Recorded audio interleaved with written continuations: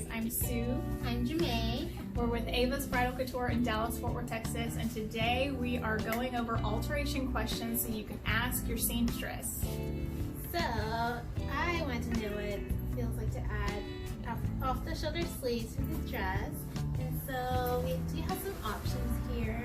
And my question is, I know it's restricting in movement. You probably just move my arms this far. So I just want to know what we can do about that. Okay, that is such a great question. So if you're going off the shoulder or doing anything that's going to basically come off of this part of your arm, once it leaves that curve, it's really restricting. So even if you wear this on top of the shoulder or off the shoulder, you're going to notice that your arm range of movement is very restricted. So one of the things that I recommend we do is make this loose, but if it's too loose, see how ugly it just kind of Now this is actually not ugly, I shouldn't say that, because a lot of our brides, I mean, if this is the vibe of the dress, that whole like whimsical, romantic, boho, that's different. And when we're talking about a strap like this that's beaded and embroidery and it's a little more formal, what I recommend is getting some, we can actually add stretch into this whole thing. We can make it really loose and then bring it back in with stretch. So we actually can just put a clear elastic material in there and you'll be able to move your arms so much more. Even if you add stretch, you're still gonna have a loss of movement. It's just gonna be there. But if I were to loosen this and then tighten it back with stretch, now take a look at your arm movements and see how you can get a lot more under there. Okay, one tip I want to give you is when you're hugging somebody at your wedding and you have straps like this, you're going to hug them from underneath. And you're just basically going to do very delicate, pretty hugs from underneath. So that's definitely something you're going to want to do. If you go up and over or try to do something too much, you will pop that strap, even with the best seamstress and the highest quality of thread and everything. That pressure is going to definitely get to it eventually.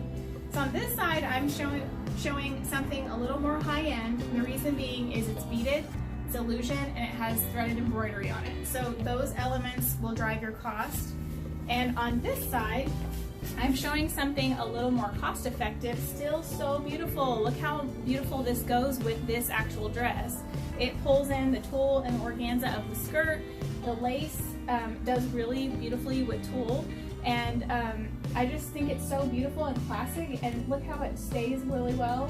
Yeah, and I feel like it gives a romantic feel to the dress too, so yeah. Like it. How does this feel? It feels really comfortable. It's not itchy at all actually, and the movement's not too bad. I feel like it has a little bit more stretch than on the beaded side of it.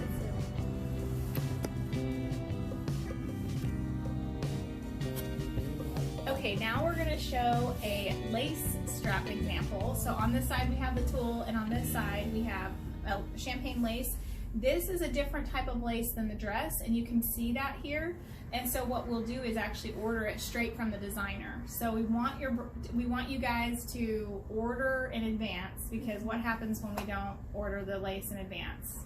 Then we won't have it, or you'll just have to find a lace that's similar or close as possible. And a lot of our brides do. That's a good point, because a lot of us love the similar laces, and you'll notice even in your designer wedding gown that they do mix different laces into the design. So it's not just one pattern that they're doing throughout, unless you're doing a full chantilly dress. It's actually appliques that have been blended and mixed together. So you're going to find that even our in-house lace patterns are really a good match. Well, thank you guys so much for joining us today, and we are going to be showing you some more awesome alteration changes in the next video.